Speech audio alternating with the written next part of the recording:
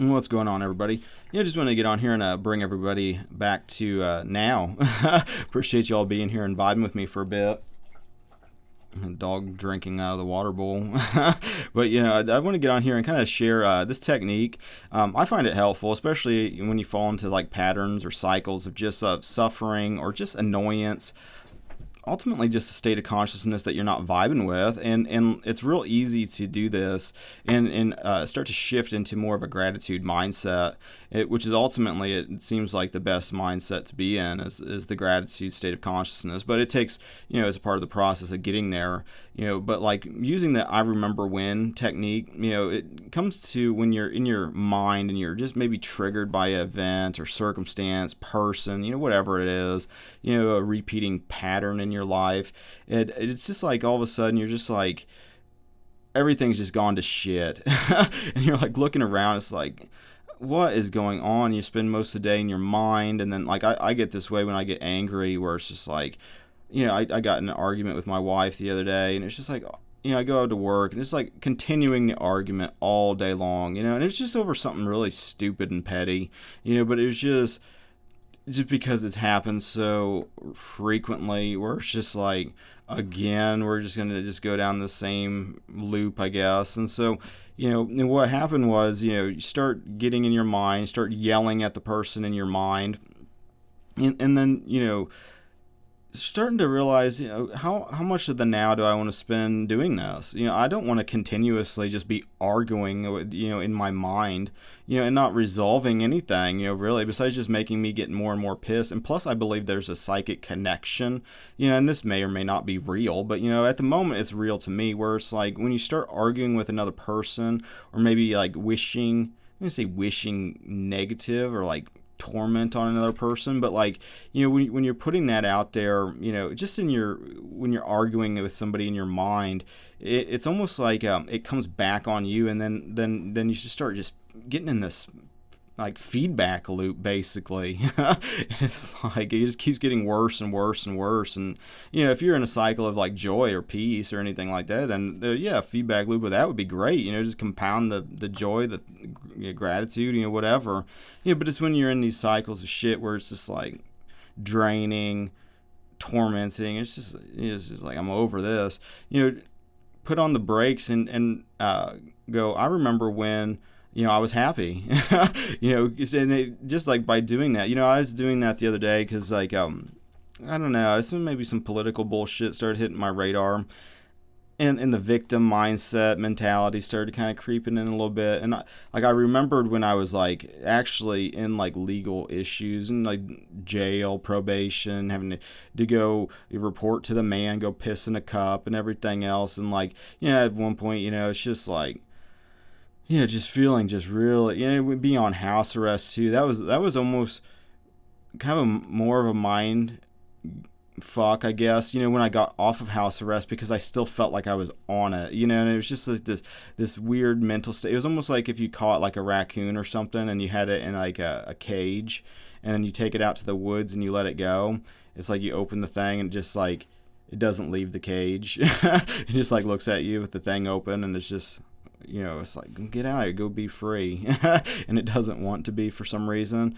Is that same kind of thing. But then I just had this really overwhelming sense of freedom, though, when I was just like remembering how difficult that was, and how, all these things were just designed just to keep you, and a lot of it now looking back, I can see how like my own beliefs about shit was like compounding the problems and actually like creating a worse situations, but like, I didn't realize that at the time. At the time, I just, everything was just, it's in the matrix basically. But like, the mindset though, of like, I could at any moment, violate my probation. I'd just be, snatched out of life and put in jail, and all this kind of stuff.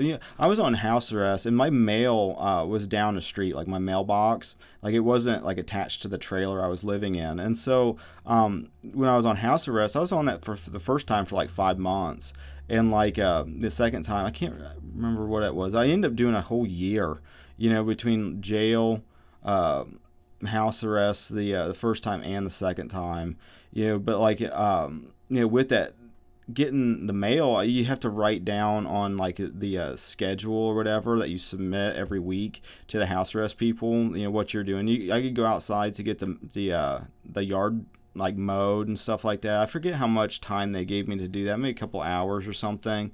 I could go to church. I could go get groceries. I could go work, and you have to just fill in this thing. And like yeah, and my mail was down the street, and like I didn't even give a shit about getting the mail. I don't get the mail now. My wife handles all that. I don't like getting the mail. I just don't vibe with it. But like yeah, I ended up getting a letter that I didn't realize until later from my probation officer saying to come in and take a piss test, and like yeah, I never got it because I just didn't get my mail. But I did get like a notice from house arrest, which is in the same courthouse. I had to come in and take a piss test, and like went in, I passed it and everything, and like it was like, I don't know, 4 or 5 days later, I had to meet with my probation officer for some reason, and I go in there, and he's just like he's like all pissy, and I was like, I didn't even do nothing, I was like kind of like a model, house arrest person, I guess, because I didn't like dick around with it, I just wanted just not to be hassled, and like I wasn't like smoking weed and trying to hide it, stuff like I wasn't drinking or like trying to, fuck with the bracelet or anything. I just was trying to just do it and just be done with it. But I go in there and he's just like, looks at me, he's like, tell me one reason why I shouldn't violate you right now. It's like, I don't know. I don't even know what you're talking about. And he's like, well, you missed your piss test. You didn't show up, and that counts as like a failure. Just like not doing it, it counts as like basically like you failed it. And I was like, well, I just took one with house arrest like a couple days ago. It's like, do people talk to each other? This doesn't make any sense. I told him, it's like, my mail's down the street. I don't, it's like, I don't fill out the thing to get my mail because all my stuff is email. All my bills are online. I was like, I don't give a shit what people are sending me. If it's not like a bill or anything, it's just mostly just junk and gibberish. I don't care for it. And he's just like, well, and then it kind of smoothed over from there. But it was just like this impending thing, this existential threat. It's just, I had another time I had the cops show up at my door. I had to go to alcohol classes, which for me were a complete waste of time.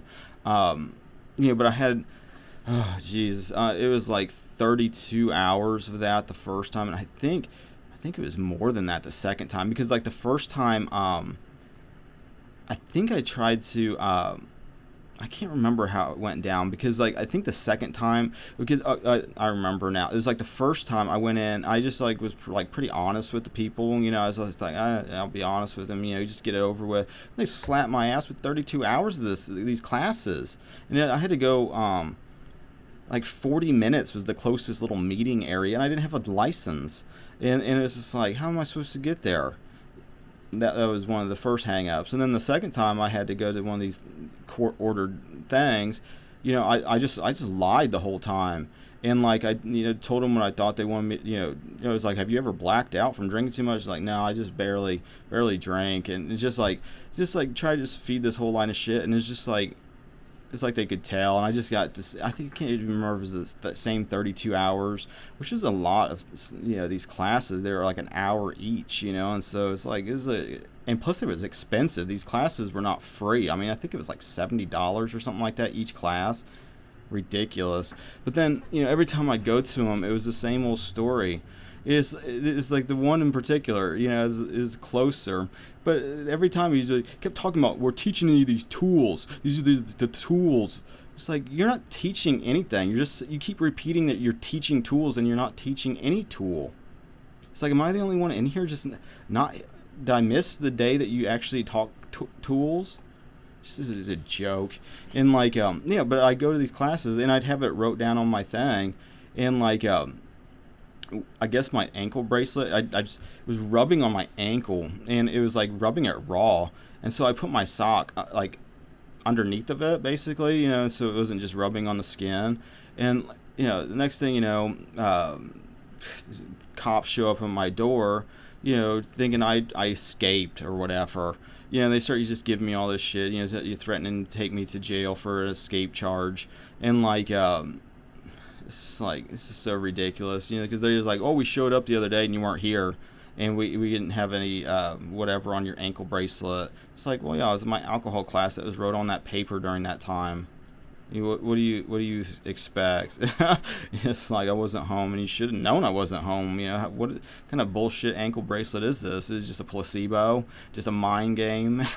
But like using all that, all that drama, all that shit, just as a good like reference points is like, I remember when I was like, really dealing with the man, and now I not at all dealing with anything. I'm not on paper for anything, and like thank God for that. With that though, it's like using I remember when, all that drama was going on and the depths of alcoholism, just blacking out, living crazy, just one nightmare situation after another. And that was just the beginning of the darkness. It got way worse than that. But just remembering that though just made the moment now just seem so much better. It's like, this is a totally different chapter. It's so much better. Same thing, it's like remembering when I was like on food stamps and food bank and not having any money for shit, or worrying about things getting shut off, or whatever, and not being in that situation anymore. It's like being able to reflect in like a bringing it more to a gratitude of like, oh, I remember when I was like that, when I was in scarcity, when I was in that kind of state of consciousness. And by remembering that is like realizing then it's like, well, just by that default, that means I'm not that anymore. And that kind of leads the way to more gratitude. And I find that to be helpful, even if now situations are kind of coming up where it kind of feels maybe a little bit like triggering.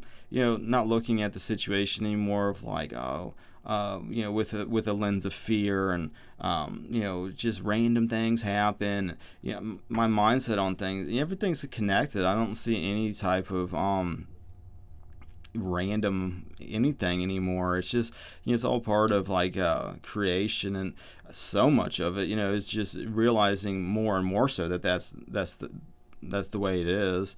How like these inner beliefs, these inner assumptions, this inner kind of states of consciousness get externalized by God in this like kind of just mirrored way, just to show you kind of yourself on the screen of space. And it's not as simple as like, oh, well, am I this tree? It's like, it's not even like maybe on you're connected to it. It's that you're part of consciousness. It's just realizing that the tree itself has a conscious energy.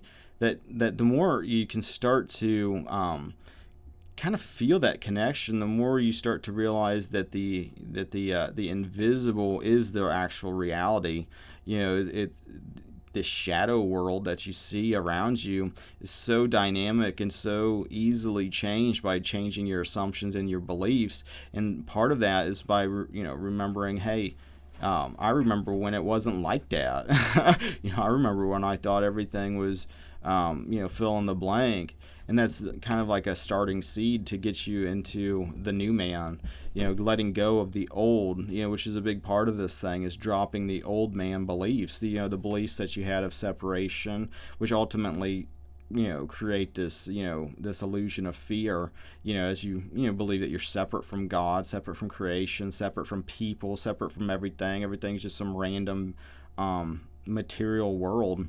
When it's more of a quantum field world, a simulation, a holographic, whatever. But at the same time, if your faith is in the material, that's what you see, and so it's almost like it's just hid from you until you start to change your beliefs, and then it starts to the veil starts to be lifted, and you start to see it differently as you maybe start to dip your toe into different paradigms of reality. You start to see how those inner beliefs, as soon as you start, that seed gets planted inside of you, inside of your consciousness, and ultimately a big part of it is like you have this initial maybe thought form, but so much of it is letting go of destructive or thoughts that are in error, and what's left is instead of just recreating the past all the time, which the ego mind likes to do, in the present moment, I need some future event to feel a different way. When you go, I remember when I was like that. that immediately in the now gives you a different vibe.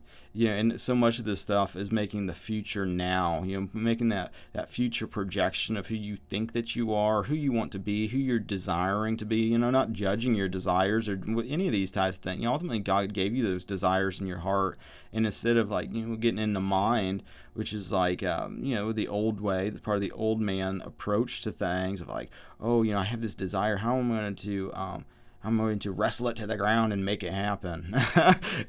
This is part of the process is enjoying the process. It's just I feel a lot relates to maybe learning something like playing the guitar. It's just it's you can play most rock music on a handful of chords, but it's as you really start to dive into, I just found, after 20 years, I was going to make a video just for guitar players, just a tip, that took me 20 years to realize. I realized I was only, playing half the instrument, because with a guitar especially, it's I don't know if it's a mindset of maybe competitiveness of trying to cram as many notes into a second as you can. That's what makes you good. Is I can play at 200 beats, BPMs, and I just fill it with 16 notes and just this is so, and that's obviously that takes a lot of practice and passion to be able to play lots of notes and play it fast and shit. But the tip is silence. It's balancing how many notes versus how much silence, and it's almost kind of uncomfortable when you're playing with silence. And I find it kind of fun, especially with playing to beats and stuff like that, to not just fill it full of noise, but play with the balance of I don't know who that is. Play with the balance of noise and silence, and so as you keep, I don't know, as you keep just doing things, the limit just keeps expanding. It's like with a guitar, it's you never really, there's just always something new you can do with it, and it's crazy because it's with music theory, it's there's only so many notes in a key, there's only so much going on, but the it's unlimited. It's crazy, and it's the more you get into it, the more that just perspective just keeps growing. And it's for me, it's just getting into this idea of playing with silence. It's it's I can just go down that rabbit hole for who knows how long, just exploring that. And so much of this thing is just really just shaking out that mindset of you can't, so much of that unhappiness comes from thinking that you're limited. And you're not, that's the thing. It's if you can dream it, if you can envision it, you can start making shit happen, and you can achieve it, because it's God that gave you that desire, and with that faith that it's already here, it's already who you are. It's that's the other thing. It's the remembering when. It's this thing in music, and it's probably that with other, I don't know, maybe other professions, I guess, but it's the idea of you made it, it's you need some external validation that then all of a sudden you made it, and it's that's not real, that never comes. The only thing that comes is just more and more, but then that feeling of no, maybe it's a short-term satisfaction, but then it's well, that didn't actually, I don't actually feel whatever, this thing I built up in my mind. But if I just do it bigger next time, then I'll feel that way. Then I'll feel I made it. Then I did it. But you define what success is, and be that now. Ultimately, it's you are already that. It's and you use the I remember when technique, I guess, to really start to plant that seed. And it's well, I remember when, before you hit all the milestones that you hit, and then still felt empty. It's remember who you were before you hit any of them milestones, and it's look at all you've done, and start planting that seed in the now of like, okay, you're already here, you're wanting to be, you're not missing that, you're already whole, you're already whatever, you're, a lot of it has to do with just, feeling loved or being loved, instead of just like trying to do things out of like fear and survival. It's like just doing things just for the joy of doing things, for the happiness that brings yourself and others, and really vibing in that new flow, which is a process, and so with that being said, I don't know who that was. I might call him back, but I appreciate you guys' attention for this long. I'm gonna bounce. I appreciate you guys liking, sharing, subscribing. Probably gonna continue just to do more just music related things, just because I feel like that's a good energy to put out there. Just playing music for kind of the way I'm doing it is just one take. Just because, for one, I kind of like that vibe. They used to record analog like that. With digital, it's so easy to if you fuck a chord up, and like, I tell my stepdaughters, like, don't call a mistake. Just call it a jazz chord. Jazz, I play some jazz notes, and just, it's okay. It just is that way. But like, it's a different vibe, it's like, so easy to get caught up in I just want to quantize it and pitch perfect it and just cut these things, and it's like, but then it's like, I feel like you're missing out on just like the fact that a human being is doing something, it's like, and maybe that's just what I'm exploring at the moment, it's like, it's kind of my vibe at the moment, I'm just gonna continue doing that just because I feel like there's a really kind of a unique energy in that. And so, I'm going to continue to do that. And my guitar's been like a half step down. So I'm probably just going to continue to try to record some tracks that are in that kind of vibe. Just tracks I enjoy. And just to share that with you guys. And, share some new tracks. Maybe if you've never heard of those songs, those bands, check out the original bands.